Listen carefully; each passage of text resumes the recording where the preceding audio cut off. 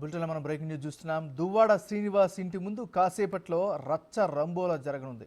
దువ్వాడ వారి కుటుంబ కథా చిత్రం ఎపిసోడ్ రక్తి కట్టనుంది. టెక్కలలోని దువ్వాడ ఇంటి వద్దకు రానున్నట్లు మాధురి తెలిపారు. తనపై వాణి చేస్తున్న ఆరోపణలపై ఆందోళనకు దిగనున్నారు. అమీ తుమి తేల్చుకునేందుకు ఆమె సిద్ధమయ్యారు. దువ్వాడ శ్రీనివాస్ ఇంటికి మాధురి వస్తుందని తెలియడంతో పోలీసులు సైతం అలర్ట్ అయ్యారు. ఇప్పటికే న్యాయ పోరాటం చేస్తూ వాణి కూడా అక్కడే ఉన్నారు. మాధురి కూడా అక్కడికి వస్తే ఉద్రిక్త పరిస్థితులు ఏర్పడే అవకాశం ఉంది.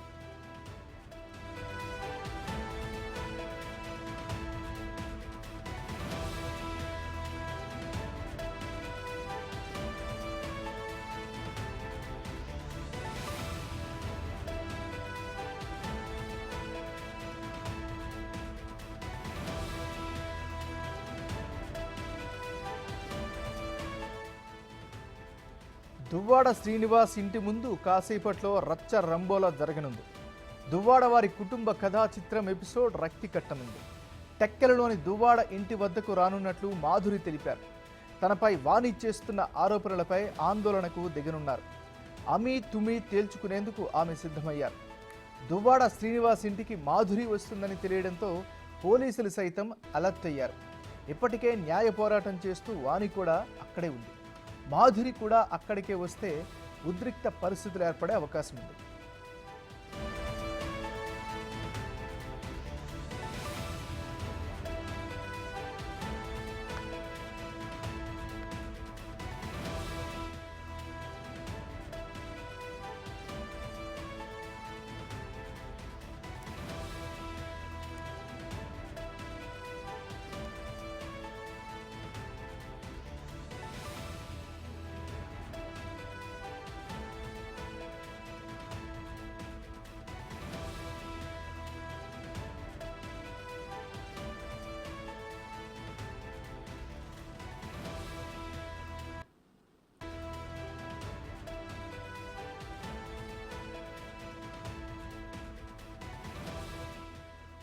వైసీపీ ఎమ్మెల్సీ దువ్వాడ ఇంటి మంటలు చల్లారడం లేదు.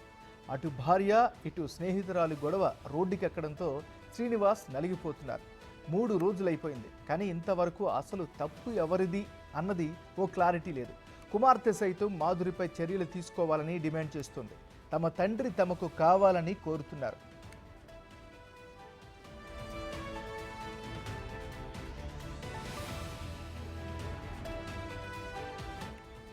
భార్య వాణినే రాజకీయం, డబ్బుపై అపేక్షతో తనని రోడ్డుపైకి లాగుతోందని దువ్వాడ అంటున్నారు.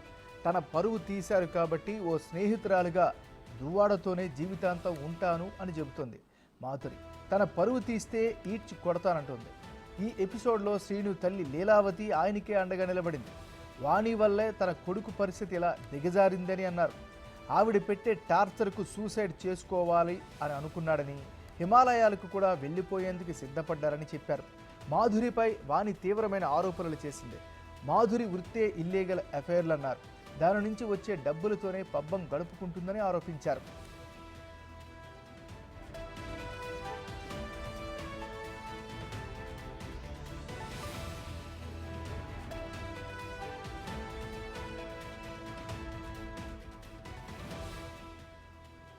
దువ్వాడ శ్రీనివాస్ ఇంటి వద్ద భార్య వాణి, కుమార్తె హైందవి నిరసన కొనసాగిస్తున్నారు. సమస్యను పరిష్కరించే వరకు ఇక్కడి నుంచి కదిలేది లేదని భీష్మించుకుని కూర్చున్నారు.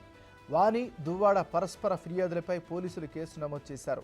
3 రోజుల నుండి దువ్వాడ వాణి ఇంటి ముందు పోలీసులు మోహరించి ఉన్నారు. అయితే టీడీపీ నాయకులే వాణితో ఆందోళన చేయిస్తున్నారని శ్రీను ఆరోపిస్తున్నారు. దీనిపై వైసీపీ అధిష్టానం నుంచి ఎలాంటి రియాక్షన్ కూడా లేదు. అధినేత జగన్ అయినా ఈ సమస్యను పరిష్కరిస్తారా లేదో చూడాలి. మొత్తానికి ఈ కుటుంబ కథా చిత్రం ఎపిసోడ్కు ఎప్పుడు ఎండ్ కార్డు పడుతుందో.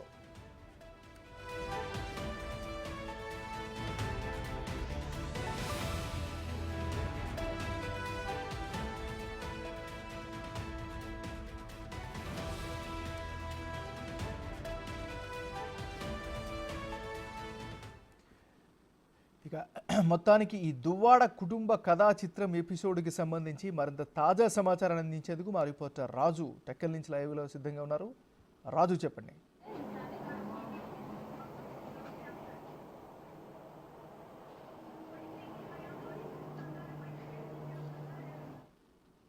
రాజు.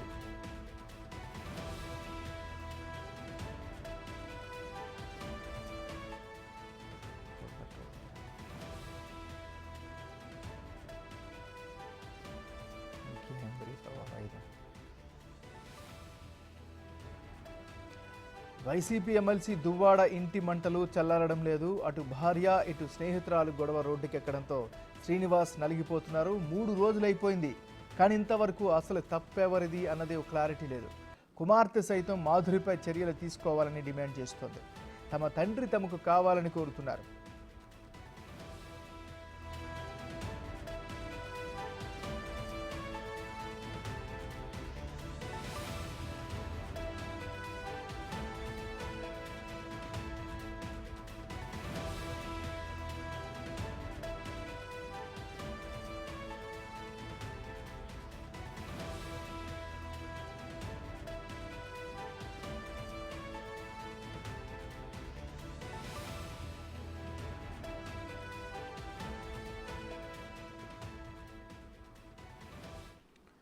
ఇక ఇదే అంశానికి సంబంధించి మరింత తాజా సమాచారాన్ని మా రిపోర్టర్ రాజు లైవ్లో అందిస్తారు. రాజు, చెప్పండి, ఈ మొత్తం వ్యవహారానికి సంబంధించినటువంటి అప్డేట్ ఏంటి? మాధురి కూడా అక్కడికి వస్తామని చెప్తున్నట్టుగా ఉంది. ఓవరాల్గా అప్డేట్స్ ఏంటి? ప్రస్తుతం అయితే 4వ రోజుకు సంబంధించి, అంటే 3 రోజుల లెక్క ప్రకారం అయితే ఇంకా దువ్వాడ వాణి ప్రస్తుతం ఇదే ఇంటి దగ్గర ఆందోళన అయితే కొనసాగిస్తున్నారు. మనం చూస్తున్నాం 2 వర్గాలకు సంబంధించి అటు ముఖ్యంగా చూస్తే దువ్వాడ శ్రీనివాస్ వాణి మీద, వాణి దువ్వాడ శ్రీనివాస్ మీద కేసులు పెట్టినటువంటి నేపథ్యంలో ఎలాంటి అవాంఛనీయ సంఘటనలు జరగకుండా ఒకవేళ ఒకళ్ళ మీద ఒకళ్ళు ఏమన్నా ప్రతిదాడులు కూడా చేసుకునే అవకాశం అయితే ఉందో. నిన్న దువ్వాడ శ్రీనివాస్ కానీ అదేవిధంగా వాణి కానీ ఒకరి మీద ఒకరు అంటే ఇంట్లో నుంచి బయటికి రమ్మని చెప్పేలాగా ఆందోళన చేసినటువంటి నేపథ్యంలో ప్రస్తుతం అయితే ఇక్కడ పోలీసులు కూడా ఉన్నటువంటి పరిస్థితి కనిపిస్తుంది. ముఖ్యంగా చూస్తే ఇక్కడ ఈ వివాదం మొత్తానికి సంబంధించి ప్రధానమైనటువంటి కారణంగా చెప్పబడుతున్నటువంటి దాన్ని మనం ఒకసారి ఇంటి వాతావరణం చూద్దాం. ఈ ఇల్లు కోసం ఈ ఇల్లే ఇప్పుడు ఇంతటి వివాదానికి కారణమైందని చెప్పొచ్చు. ముఖ్యంగా చూస్తే దువ్వాడ శ్రీనివాస్ దాదాపుగా గత 6 నెలల కాలం నుంచి ఎలక్షన్ ముందు నుంచి కూడా ఈ ఇంటి నిర్మాణం అయితే చేపడుతున్నారు. తన తమ్ముడు దీన్ని నిర్మించి దువ్వాడ శ్రీనివాస్కి ఇచ్చారని చెప్తున్నటువంటి ఇల్లు ఇది. దాదాపు చాలా వరకు ఇంచుమించుగా 100 అడుగులకు పైన పొడవు ఉన్నటువంటి ఈ ఇంటి నిర్మాణం 3 అంతస్తుల్లో జరుగుతుంది. అయితే కనిపిస్తున్నటువంటి ఈ ఇంటి లోపల అంటే ఫస్ట్ డోరు ఎంట్రన్స్ వచ్చిన తర్వాత ఈ ఫస్ట్ డోర్ ఓపెన్ చేసి లోపలికి వెళ్ళే ప్రయత్నం అయితే దువ్వాడ ఫ్యామిలీ అయితే చేసింది. మనమైతే దువ్వాడ వాణి అయితే చేసింది. ఇవన్నీ చూస్తున్నాం కదా. ఇవన్నింటినీ మొదటి రోజు లోపల దువ్వాడ శ్రీనివాస్ ఉన్నాడు, ఈ ఇంటి లోపలికి వెళ్ళాలి, ఇంటి లోపలే ఉండాలని దువ్వాడ వాణి అయితే వీటన్నింటినీ బ్రేక్ చేసి లోపలికి వెళ్ళే ప్రయత్నం అయితే చేశారు. చూస్తున్నాం కదా ఇవన్నీ ఎలా వంగిపోయి ఉన్నాయో ఎక్కడికక్కడ. అయితే ఈ తలుపులన్నీ రాకపోయేసరికి ఇంటి బయటే ప్రస్తుతం అయితే దువ్వాడ వాణి తన ఆందోళన అయితే కొనసాగిస్తున్నారు. లోపల దువ్వాడ శ్రీనివాస్ లోపలే ఉన్నారు. గడిచిన 2 రోజుల నుంచి తన లోపలే ఉండి సమాధానం చెప్తున్నటువంటి పరిస్థితి అయితే కనిపిస్తుంది. అయితే దువ్వాడ శ్రీనివాస్ చేస్తున్నటువంటి ప్రధానమైనటువంటి ఆరోపణ, మధ్యలోకి అటు మాధురిని తీసుకొచ్చి నన్ను బదనాం చేసి నా రాజకీయ జీవితాన్ని బదనాం చేసి వీళ్ళు చేస్తున్నటువంటి ప్రధానమైన కారణం ఈ ఇంటి కోసమని. ఇందాక కూడా మనతో మాట్లాడుతున్నప్పుడు ఇది నా ఇల్లు, నా డబ్బుతో కట్టినటువంటి ఇల్లు, నా ఇంట్లోకి నేను రావడానికి నాకు అర్హత లేదని చెప్పేసి దువ్వాడ శ్రీనివాస్ చెప్తున్నాడు అని చెప్పేసి దువ్వాడ వాణి చెప్తున్నటువంటి పరిస్థితి అయితే ఉంది. మరి కొద్దిసేపట్లో మనకు అందుతున్నటువంటి సమాచారం ప్రకారం అయితే మాధురి ఇక్కడికి వచ్చి తన ఆందోళన చేస్తానని చెప్తుంది. ఎందుకంటే నాకు దువ్వాడ శ్రీనివాస్ దువ్వాడ వాణి వీళ్ళిద్దరి మధ్యన ఉన్నటువంటి వివాదం మధ్యలోకి నన్ను అయితే లాగారు, నా వ్యక్తిగత జీవితంపై దోషాలు చేస్తున్నారు, నా వ్యక్తిగత జీవితాన్ని బయట పెట్టేశారు పూర్తిగా. నాకు ఒక కుటుంబం ఉంది, నాకు పిల్లలు ఉన్నారని మాధురి ఆందోళన చేస్తున్నటువంటి పరిస్థితి ఉంది. అంటే దువ్వాడ శ్రీను దువ్వాడ వాణి ఇప్పుడు మధ్యలో మాధురి, వీళ్ళ ముగ్గురు మధ్యన ఈ ఎపిసోడ్ అయితే కొనసాగుతున్నటువంటి పరిస్థితి అయితే కనిపిస్తుంది. గడిచినటువంటి 3 రోజులుగా, ముందు రోజు అర్ధరాత్రి, గడిచినటువంటి ఈ 3 రోజులుగా కూడా కనిపిస్తున్నటువంటి ఇదే ప్లేస్లో ఈ షెడ్లో ఉన్నటువంటి ఈ బెడ్స్ మనం చూస్తున్నాం కదా. నిన్న మాత్రమే వీటిని ఏర్పాటు చేసినటువంటి పరిస్థితి ఉంది. గడిచినటువంటి 2 రోజులు కూడా చైర్స్ మధ్యన చిన్న ఒక బెడ్షీట్ లాంటిది వేసుకుని వీళ్ళైతే తమ ఆందోళన అయితే కొనసాగించారు. అయితే ఇప్పుడు కూడా ఈ ఆందోళన కొనసాగుతున్నటువంటి నేపథ్యం అయితే ఉంది. ఇప్పటి వరకు దువ్వాడ వాణి ఇదే ప్లేస్లో ఉండి మా మీడియాతో మాట్లాడడం, అదేవిధంగా వాళ్ళు తమ ఆందోళన కొనసాగిస్తున్నటువంటి పరిస్థితి అయితే ఉంది. మనం చూస్తున్నాం కదా.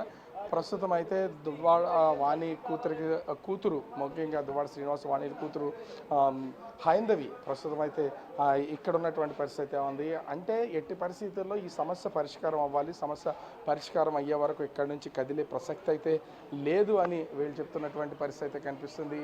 ముఖ్యంగా చూస్తే మీడియాకి సంబంధించి కూడా మీడియా వైపుగా ఏ విధమైనటువంటి ఇబ్బందికర వాతావరణం అనేది లేకుండా ఉండేలాగా చేస్తున్నటువంటి పరిస్థితి కనిపిస్తుంది. అంటే ఒక్కటే ఇక్కడ వీళ్ళకి సంబంధించి అటు దువ్వాడ వాణి కానీ దువ్వాడ శ్రీనివాస్ కానీ వీళ్ళందరూ తమకు సంబంధించినటువంటి ఆందోళన అయితే కొనసాగిస్తున్నటువంటి పరిస్థితి అయితే మనం ముఖ్యంగా చూడొచ్చు. అంటే ఎలాంటి అవాంఛనీయ సంఘటనలు జరగకుండా ఉండేలాగా ఇక్కడైతే పోలీసులు ఉన్నారు.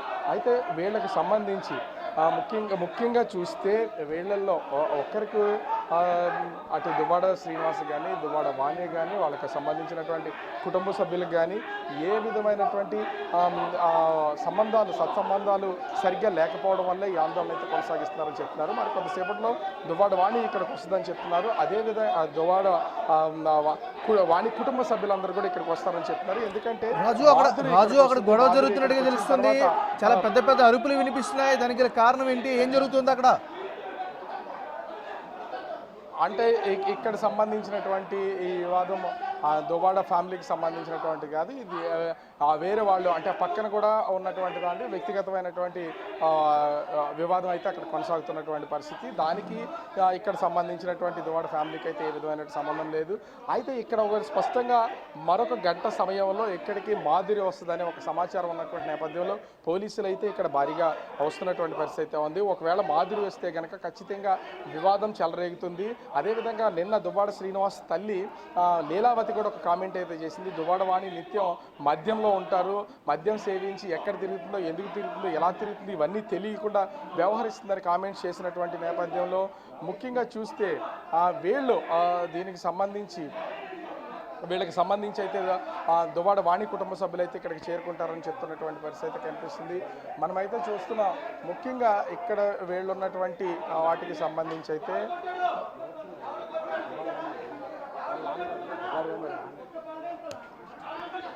ఇక్కడైతే ప్రస్తుతము దువ్వాడ వాణి గారికి తండ్రి ఉన్నారు. ఏం సార్ అసలు ఇన్ని రోజుల నుంచి వివాదం జరుగుతుంది, అసలు మీకు ఏ విధమైనటువంటి ఆస్తులు లేవు, అంతస్తులు లేవు అనే ఒక వివాదం కూడా ఉంది, కానీ మీరు ఒక జమీందారు అని మీ అమ్మాయి చెప్తున్నటువంటి పరిస్థితి ఏంటి? అసలు దీనికి ఇంక ముగింపు అనేది ఉండదా? ఎల్లుడిగా చేస్తున్నటువంటి ఆరోపణలు కానీ ఆ మాధురి విషయం కానీ ఏం చెప్తారు అసలు? ఏం చెప్తామండి, ఇది ఒక బ్రెయిన్లెస్ ఫెయిల్ అతను నేను పుట్టుకతోనే అబద్ధాలు, వాళ్ళ అమ్మ కానీ ఆ ఫ్యామిలీ పుట్టుకతోనే అబద్ధాలు. వాళ్ళ తాత వాళ్ళ అమ్మ తాలూకా తండ్రి లండన్లో కేంబ్రిడ్జ్ యూనివర్సిటీలో జవహర్లాల్ నెహ్రూ చదివిన యూనివర్సిటీలో BA పాస్ అయినట్టు దొంగ సర్టిఫికేట్ తెచ్చి రెవెన్యూ డిపార్ట్మెంట్లో RI వరకు వెళ్ళాడు. తర్వాత ఆయన ఒక మెడికల్ ఆఫీసర్తో ఫ్రెండ్ అయ్యి వాళ్ళిద్దరూ తాగుడు సందర్భాలు చేసి ఆ తాగిన నిషాలు సీక్రెట్ ఆ మెడికల్ ఆఫీసర్కి చెప్పాడు. ఆ తర్వాత కొద్ది రోజులకి ఆ మెడికల్ ఆఫీసర్కి ఇతనికి తగ్గువచ్చి ఆయన బయట పెట్టి రిపోర్ట్ ఇచ్చాడు. దాని మీద పాతపట్నం కోర్టులోని కేసు నడిచి ఉద్యోగం తీసి డిస్మిస్డ్ ఫ్రమ్ ద సర్వీస్ శిక్ష కూడా వేశారు వీళ్ళ తాతకి. తెలుసుందండి, అటువంటి కుటుంబంలో వచ్చిన ఫ్యామిలీ నోరిప్పితే అబద్ధం చెప్తారు. కేంబ్రిడ్జ్ యూనివర్సిటీలో వాళ్ళ తాత BA పాస్ అనేది ఎంత దొంగ సర్టిఫికేట్ సంపాదించి కోర్టులో శిక్ష పడిందో, మరి అటువంటి ఫ్యామిలీకి మరి ఉన్నటువంటి గౌరవం ఏంటి, సంపాదన ఏంటి? అటువంటి వాళ్ళ గురించి దయచేసి నాకు అడగండి. అక్కడ చూస్తే ఇంత పెద్ద ఇంటికి సంబంధించి దువ్వాడ శ్రీనివాస్ మీ అల్లుడు ఇది నాదని చెప్తున్నారు. ఒక పక్క నుంచి ఏమో మీ అమ్మాయి దువ్వాడ వాణి ఇది నా సొమ్ముతో కట్టినటువంటి ఇల్లు అని చెప్తున్నారు. దీనికోసం ఒక వివాదం, మధ్యలో మరో వ్యక్తి ఎంటర్ అయినటువంటి పరిస్థితి. మీకు నిజంగా చెప్పాలంటే ఒక చిన్న ఎగ్జాంపుల్ నీకు చెప్తాను. ఇప్పుడు ఇతనికి ఏదో లవ్ అనే ప్రేమతో ఒకసారి యాక్చువల్లీ ఇతను ఒక స్కూల్ రన్ చేస్తుండాడు మెలియాపుట్లో, హై స్కూల్ స్టాండర్డ్ స్కూలు. ఆ మెలియాపుట్లో మాడుగుల రామారావు గారు అని ఇప్పటికీ ఉన్నారు. ఆ రామారావు గారితో గొడవ పడ్డాడు, కొట్టిసారి ఈయనకి, ఆయన వీళ్ళు కొట్టుకున్నారు. ఏదో పలాస నుండి కొంతమందిని తెచ్చాడు, గొడవ పెద్ద అయింది, కేసులు అయిపోయినాయి. అప్పటికి నేను ఎంపీపీగా ఉన్నాను టెక్కలి 91 ఆ టైంలో. వీళ్ళ అమ్మమ్మ గారు ఏంటంటే మా పిన్ని అవుతారు. ఆవిడ మా పిన్నికి తీసుకొని వీళ్ళకి అమ్మమ్మ వద్ద నా దగ్గరికి వచ్చాడు, ఆ కేసుల్లో నాకు ఇన్వాల్వ్ చేశారని. అప్పుడు నా దగ్గరికి వేస్తే నేను ఏదో కేసుల్లో కావాలో వచ్చారు ఇది అనుకున్నాను. అప్పటికి మా పాప వాణి అమ్మ 7th 8th చదువుతున్నాడు శ్రీకాకుళం సెయింట్ జోసెఫ్లో. సో మెల్లిగా వాళ్ళకి నాకు తరచూ వచ్చి మా పిండి ఏమిటంటే మీకు బాగుతాడమ్మా అది ఇది అనేసి మెల్లిగా ఇవి పిల్లల బ్రెయిన్లో పెట్టి దానికి ఒక అనవసరంగా ఆ ట్రాప్లో పడిపోయింది మా పాప. పడిపోయిన తర్వాతనే నాకు ఆ ఫ్యామిలీ చరిత్ర ఇప్పుడు మీకు చెప్పాను కదా, అదంతా నాకు తెలిసి అమ్మ ఇటువంటి ఫ్యామిలీ ఇది తొందరపడుకొని అంత చెప్పిన పాప వినలేదు. సరే అలా మరి ఇష్టపడుతున్నప్పుడు నేను బలత్కారం చేయడం నాకు ఇష్టం లేదు. సరే అని వాళ్ళ ఇష్ట ప్రకారం నేను పెళ్ళికి అంగీకరించాను. పెళ్ళి ఇంకా కొద్ది రోజుల్లో అవుతుంది. అయ్యేటప్పటికి ఇతను ఆ స్కూల్ తాలూకా పిల్లల్ని తీసుకొని వచ్చి మన అక్కడి నుండి ఆ స్కూలు పాతపట్నంకి షిఫ్ట్ చేశాడు. తర్వాత పాతపట్నం నుండి ఆ పిల్లల్ని తీసుకొని వచ్చి ఇప్పుడు ఆ అమర్నాథ్ లాడ్జీలో రూమ్ తీసుకున్నాడు, ఒక సింగిల్ రూమ్ తీసుకొని అందులో ఉంటూ పిల్లలకేమో టెక్కల్ జూనియర్ కాలేజీలో అక్కడ సెంటర్ అయితే ఆ సెంటర్లో స్కూల్ పిల్లలకి పరీక్షలకు తీసుకొని ఆ రూమ్లో ఉంటుండేవాడు. రూమ్లో ఉంటున్నప్పుడు అతనికి రూమ్ రెంట్ కూడా కట్టుకోవడానికి డబ్బులు లేవు, తిండికి కూడా డబ్బులు లేకుండా మా పాప చేత ఎలాంటి మెసేజ్ మాకు పెట్టించాడనంటే, అప్పుడు మెసేజ్ అంటే ఫోన్ మెసేజ్ కాదు, చెప్పాడనంటే శ్రీనుబాబుకేమో హోటల్ ఫుడ్ పడదమ్మా, మన ఇంటి దగ్గర క్యారేజ్ పంపించండి అని మా పాప ప్రెజర్ ఇచ్చింది. మరి కాబోయే అల్లుడు కదా అని మా మిస్సెస్ కూడా మంచి భోజనం 8,000 పెట్టి పంపించింది. అలాగే అక్కడ ఉన్నన్నాళ్ళు పంపించిన తర్వాత రూమ్ ఖాళీ చేయడానికి డబ్బులు లేక ఒక లుంగి ఒక టవలు చిన్న సూట్ కేసు రూమ్లో వదిలేసి వెళ్ళిపోయాడు. ఆ రూమ్ ఓనర్కి ఏమి చెప్పాడు, నేను రాఘవరావు గారు కాబోయే అల్లుడును అది ఇదని. సో దానివల్ల వాళ్ళు ఎప్పటికీ ఖాళీ కావడం లేదు, మనిషి రావడం లేదు ఏమిటో అనేసి నాకేమో వచ్చి కలిసి అడిగారు. అడిగితే అప్పుడు నేను చెప్పాను, మా రాజారావు అని మాకు ఒక అసిస్టెంట్ ఉన్నాడు, అది చనిపోయాడండి. రాజారావు వెళ్ళి చూడు ఏంటో పరిస్థితి అని అంటే తీరా చూస్తే ఖాళీ సూట్ కేసు ఒక టవలు ఒక లుంగి అక్కడ ఉన్నాయి. అట్లా ఉన్న వ్యక్తిని మీరు ఎలా అసలు అల్లుడిని చేసుకున్నారండి? వినండి చెప్తున్నాను. ఉన్నాయి. ఉండేటప్పుడు ఎంత కట్టాలంటే 350 ఎంత కట్టాలని నేను పెట్టేసిన తర్వాత అప్పటికీ మళ్ళీ మా పాపకి చెప్పాను, చూడమ్మా ఇలాంటి వ్యక్తి నువ్వు ఎందుకు తొందరపడతావు అంటే, నేను ఎంత చెప్పినా వినకుండా 94లో మా ఇంట్లో ఉన్నటువంటి ఒక అమ్మవారి పండుగ సందర్భంలో చుట్టాలందరూ వచ్చారు. వచ్చిన టైంలో వీడికి మరి అలా కాబోయే అల్లుడు అనేసి మరి రాక తప్పదు కానీ అతను వచ్చాడు. వచ్చిన తర్వాత నేను క్లోజ్గా తిరుగుతుంటే మా పాపకి పెళ్లి కాకుండా అంత క్లోజ్ ఎందుకమ్మా నేను చెవాట్లు పెట్టాను. దాంతో నాకు చెప్పక చేయక రాత్రికి రాత్రి వీళ్ళిద్దరు కలిసి వెళ్ళిపోయారు. వెళ్ళిపోయిన తర్వాత సగం దూరం లోపల మా కారు ఏదో పని మీద నా కారు ఒకటి ఉండేది పంపించాను. మా డ్రైవర్కి త్రోవలో కలిసి అటు ఇది నైట్ కలిసిన తర్వాత నడుచుకొని వెళ్ళడం చూసి మా డ్రైవర్ ఏమో ఎక్కడికి వెళ్ళాలంటే తీసుకెళ్ళి వెళ్ళేపట్లో డ్రాప్ చేశాడు, వచ్చేసాడు. తర్వాత నాకు ఈ విషయం తెలిసింది. మరి ఏంటి ఎంత శృతిపించింది, మరి ఏంటి మరి తప్పదు పెళ్లి చేయక తప్పని పరిస్థితుల్లో నాకు ఇష్టం లేకపోయినా ఈ పెళ్ళి నేను చేయవలసినటువంటి పరిస్థితి. మరి వాళ్ళ ప్రేమనో ఏదో అనుకుంటున్నారు అనుకోండి, అది నేను బ్రేక్ చేశాను అనుకోండి, ఇంకొక బ్యాడ్ దీనికి దారి తీసింది అనుకో, అప్పుడు మళ్ళీ మేమే కదా బాధపడాలి. సో ఇష్టపడ్డారు కాబట్టి సరిపోయింది. తర్వాత రాను మేమే డబ్బులు పెట్టి అక్కడ ఒక 2 ఎకరాలు కొనిస్తే ఆ 2 ఎకరాలు 75 లక్షలకి అమ్మేశాడు. పాతపట్నంలో జల్లాబల్లో చేశాడు. అలా క్వారీ అని ఒకటి ఉంటే నాకు తెలియకుండా నా వైఫ్ కొన్ని లక్షల రూపాయలు ఇచ్చింది. దానికి జేబులోని పర్లాకొండలో ఒక బ్రౌన్ ఐకాన్ బ్రౌన్ క్వారీ, నిజంగా క్వారీ బంగారం గనిలాంటి క్వారీ. అటువంటి క్వారీ ఇస్తే దాని మీద దొంగ పెర్మిట్లు చేసి బ్లాక్ మెయిల్ చేసి అవి చేసి కొంప పెర్మిట్లు చేసి దొరికిపోయి ఆఖరికి ఆ క్వారీ సీజ్ అయిపోయింది. ఇతనికి 53 రోజులు బరంపురం జైల్లో ఉన్నాడు. ఆ జైల్లో ఉన్నప్పుడు ఆ జైలుకి డబ్బులు ఇవేం లేకపోతే మా పాపకి నాకు చెప్పకుండా సీక్రెట్గా ఉంచింది. తర్వాత నాకు చెప్తే నేను వస్తానమ్మా పద అని అంటే, మీరు వస్తే మీదకు చూసి సిగ్గు అయిపోతాడు, బాధపడతాడు, వద్దు అని మా పాప నాకు అన్నది. సరేలేమ్మా ఏదైతే అయిపోయినా నువ్వే వెళ్ళానంటే దాన్ని నాకు చెప్పకుండా బంగారం దానికి పెట్టినవన్నీ పద్దు పెట్టేసి ఎంతో డబ్బులు ఎన్నో లక్షలు పట్టుకొని వెళ్ళి అడిగి జైలు నుండి వినిపించారు. ఈ వేళ వరకు ఆ బంగారం విడిపించలేదు. కానీ సార్ మీరు ఒక పక్కన చూస్తేనే మీకు పెళ్ళైన 1 సంవత్సరానికే మీ అమ్మాయితో విడాకులు తీసేసుకోవడానికి మీరే సలహా ఇచ్చారు అని మీ అమ్మాయి చెప్పిందని దువ్వాడ శ్రీనివాస్ నిన్నే చెప్పాడు. రమ్మనండి నా ఎదురుగా చెప్పమనండి. నేను నా పిల్ల అసలు విడాకులు తీసుకోవాలని చెప్పినప్పుడు నేను పెళ్ళికే ఒప్పుకోను కదండి. నేను ఎందుకు పెళ్ళికి ఒప్పుకుంటాను? ఆ స్థాయిలో ఉన్న వ్యక్తిని వాళ్ళు లవ్ చేసుకున్నారని ప్రేమలాగా మరి కనిపిస్తుంటే నాకు చెప్పక చేయక ఇంటి నుండి వెళ్ళిపోతుంటే తీసుకొని వెళ్ళిపోతుంటే మందులో మనకు పెద్దంటి ఫ్యామిలీ కదా, మనకు అగౌరవం పాలవకూడదు, వీధి పడిపోకూడదు అనే ఉద్దేశంతో నేను వాళ్ళ పెళ్ళికి యాక్సెప్ట్ చేశాను. కానీ అలాగనేసి నేను పెళ్ళి అయిన తర్వాత మేము ఈక్వల్గా ఇవ్వాల్సిన గౌరవం అంతా ఇచ్చాం. మీరేమో పెళ్లి కాకముందు 350 రూపాయలు రూమ్ రెంట్ కట్టారని చెప్తున్నారు. ఇప్పుడేమో 8 కోట్ల రూపాయలు ఇంటి నేను ఇచ్చేసాను, ఇది నా ఆస్తి, కేవలం వీళ్ళ ఆస్తుల కోసమే ఇదంతా చేస్తున్నారని మీ అల్లుడు అంటున్నారు. ఎవరికి ఎక్కడ 8 కోట్ల విలువైన ఇంటిని టెక్కల్లోనే మీ అమ్మాయికి రాసిచ్చానని చెప్తున్నాడు మీ అల్లుడు. చూపించండి, రాసిచ్చాను డాక్యుమెంట్ చూపించండి. అతను ఏమీ లేదు. జగన్మోహన్ రెడ్డి గారు ఇక్కడ 7వ తారీఖున 8వ తారీఖున ఇప్పుడు వచ్చారు. ఇక్కడ టెక్కలు అక్కవరం దగ్గర ఇక్కడే సమావేశంగా వచ్చేటప్పుడు మాకు పిలిచారు. రణస్థలం అవతల నేను మా పాప వెళ్ళాం. మా ఇద్దరికి పిలిచి జగన్మోహన్ రెడ్డి గారు, అమ్మ నువ్వు నామినేషన్ వేయకు, తొందరపడకు, నేను అన్నీ చూస్తాను అనేసి మాకు చెప్పారు. అది పాప అదేంటి సార్, నా ప్రాపర్టీస్ ఉన్నారు, పిల్లలు ఉన్నారు, వాడు ఇంకో దాంతో ఇల్లీగల్ కాంటాక్ట్ అయి ఉన్నాడు కాబట్టి నాకేమిటి డౌట్ వస్తుంది, అవన్నీ నేను చూసుకుంటానమ్మా, నువ్వేం పడలేదు, మా తల మీద చేసి నాకు నడుము మీద చేసి రాఘవరావు గారు అవన్నీ నేను చూసుకుంటాననేసి జగన్మోహన్ రెడ్డి. ఎలా వచ్చిందండి ఈవిడ, ఎలా వచ్చింది అసలు మీ మధ్యకి మాధురి అనే ఆవిడ ఈ ఇద్దరు కుటుంబాలకు సంబంధించి? అది ఎలాగ వచ్చిందని నాకు అడిగితే నేను ఏ విధంగా జవాబు చెప్తాను?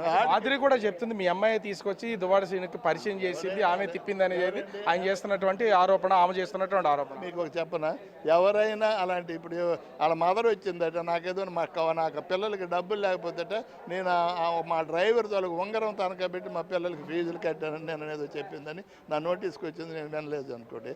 అలాంటి తప్పులు లేనిపోయిన అబద్ధాలు క్రియేట్ చేసుకుంటే ఇది యాక్చువల్ చెప్పుదని చెప్పాలంటే నేను అనకూడదు, అలాంటి ఫ్యామిలీ క్రిటిసైజ్ చేయకూడదు.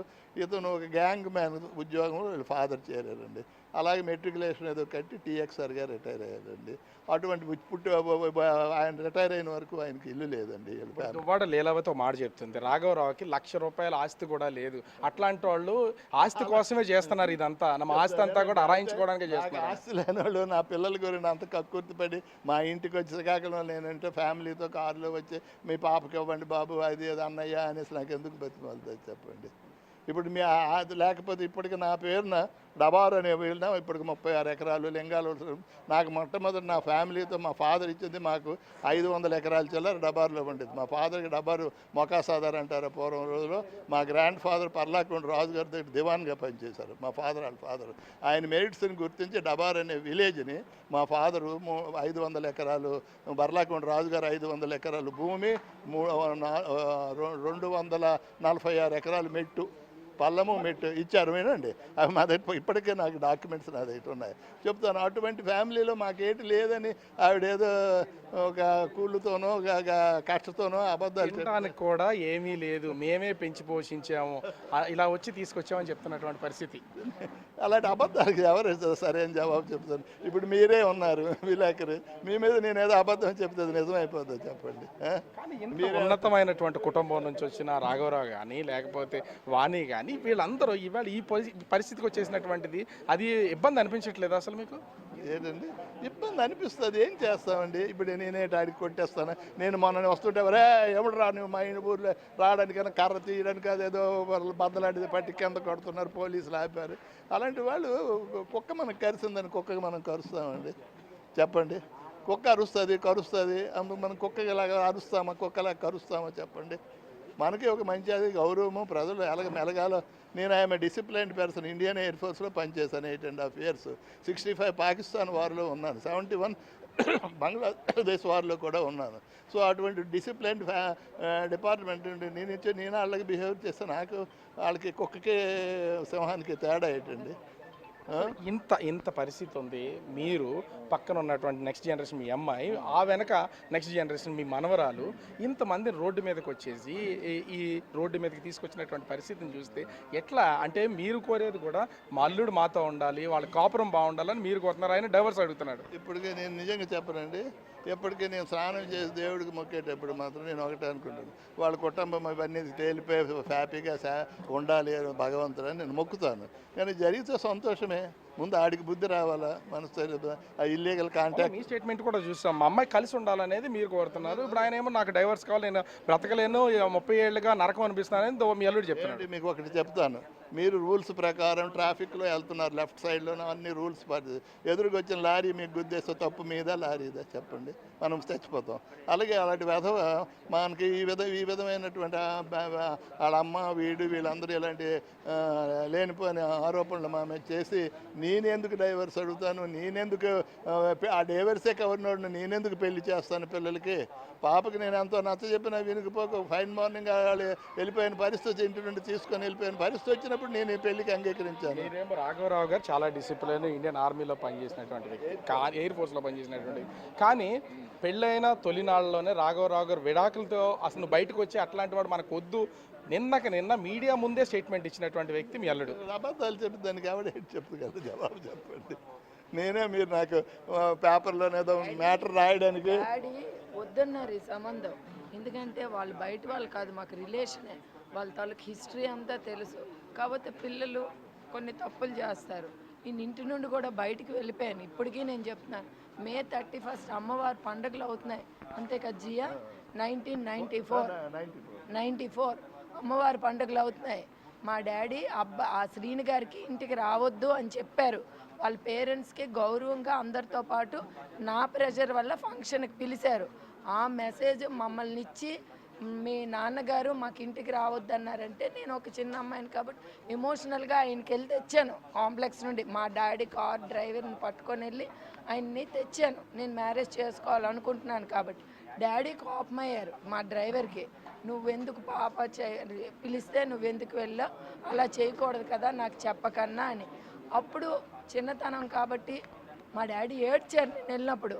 మీరు అలాగనే సరే ఎవరిమైనా ఏజ్లో ఉండి మీరు అలాగ చేశారు ఇలా చేశారు, నేను అతన్నే పెళ్లి చేసుకుంటానని మీరు వద్దు ఇంట్రెస్ట్ లేక ఇలా చేశారని అతను శ్రీని గారి తాలూకు చెప్పుడు మాటలు విని వాళ్ళ వెనక అర్ధరాత్రి అప్పుడు నేను నడుచుకొని వెళ్తే డ్రైవర్ నాకు మా ఫాదర్ వాళ్ళ డ్రైవర్ తోవలో చూసి నాకు కాంప్లెక్స్లో దింపి నేను వెళ్ళిన 2 రోజులకే వాళ్ళ కొడుకు తల్లి గొడవాడుకొని నా దగ్గరికి శ్రీని గారు వచ్చి మీ నాన్నగారికి నాకు అప్పులు ఉన్నాయి నాకు తీర్చమని.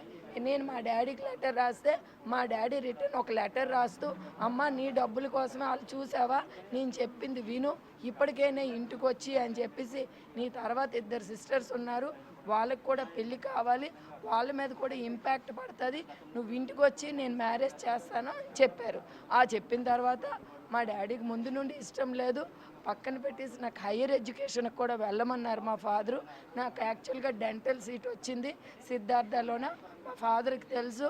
కానీ నువ్వు వెళ్తే మీ ఫాదర్ మనల్ని విడదీసేస్తారు, నువ్వు దయచేసి వెళ్ళిపోకు అని నాకు రిక్వెస్ట్ చేస్తే మా డాడీ నా కాగితాలు పట్టుకొని వచ్చి ఎంతో రిక్వెస్ట్ చేశారు. సిద్ధార్థ విజయవాడ అంతే కదా జియా జాయిన్ అవ్వమని నాకు రిక్వెస్ట్ చేసిన.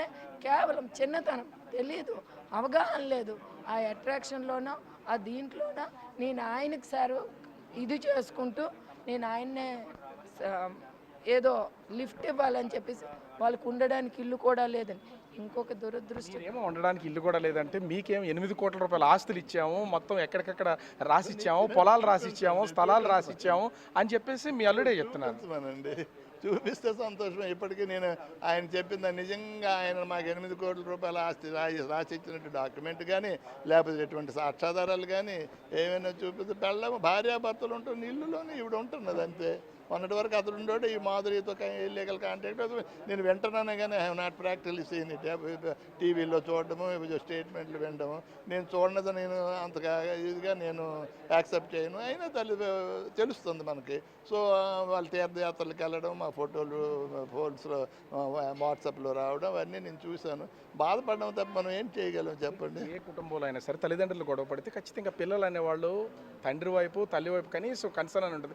ఎందుకు ఇద్దరు కూడా ఇప్పుడు శ్రీనివాస్ వైపు ఎవరు వెళ్లకుండా 2 కూతుళ్ళు తల్లి వైపు వచ్చేసి వాళ్ళు కూడా ఈ ఆందోళనలో పాల్గొన్నటువంటి పరిస్థితి ఏం జరుగుతుంది అసలు?